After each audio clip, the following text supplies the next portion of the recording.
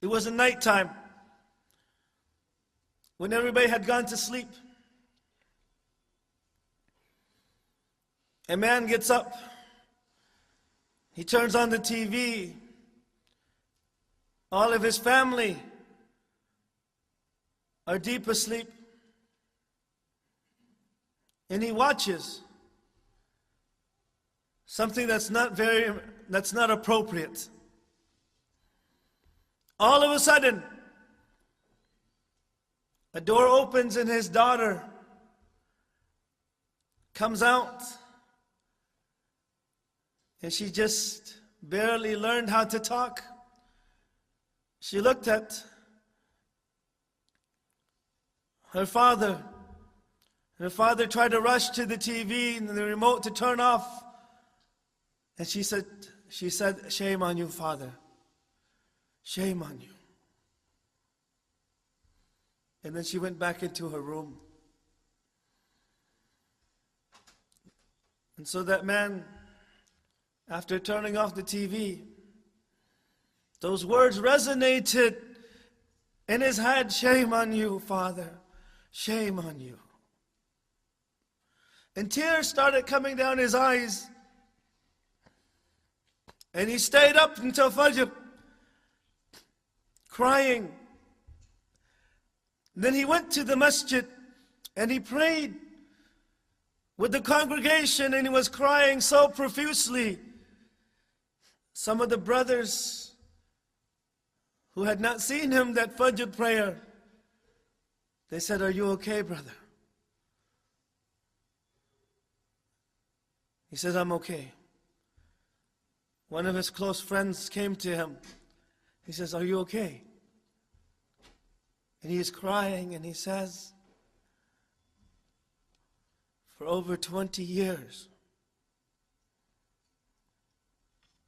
for 20 years, this was my first sujood for Allah subhanahu wa ta'ala. Because of his daughter. His daughter came on and said, 'Shame on you.' So he went to work that morning. And of course he was very tired because he didn't get much sleep at night. His wife tried to call him, but she couldn't reach him. He came home and she said, "Honey, our daughter just passed away." His daughter passed away. And those words again came, the last words that she heard were, "Shame on you, Father. Shame on you." The whole day, those were his last words. "Shame on you." So he went and he buried her. He put her in the grave. When he put her in, he smiled. And his friend looked at him and said, "Why are you smiling?" When he had been crying so much, and now he puts his daughter in the grave and he smiles. He says, "I buried my daughter, but she left a nur that will remain in my heart, inshallah, until the day of judgment." And from that time on, he became strong. He kept on going to the masjid. And he changed. Allah took away something from him. But because of those words from his daughter, he became good again. For 20 years, he didn't even prostrate to Allah subhanahu wa ta'ala. Shame on you. All of us,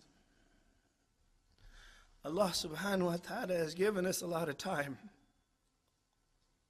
to change, to improve ourselves. It's enough. We've been disobeying Allah subhanahu wa ta'ala for a very long time.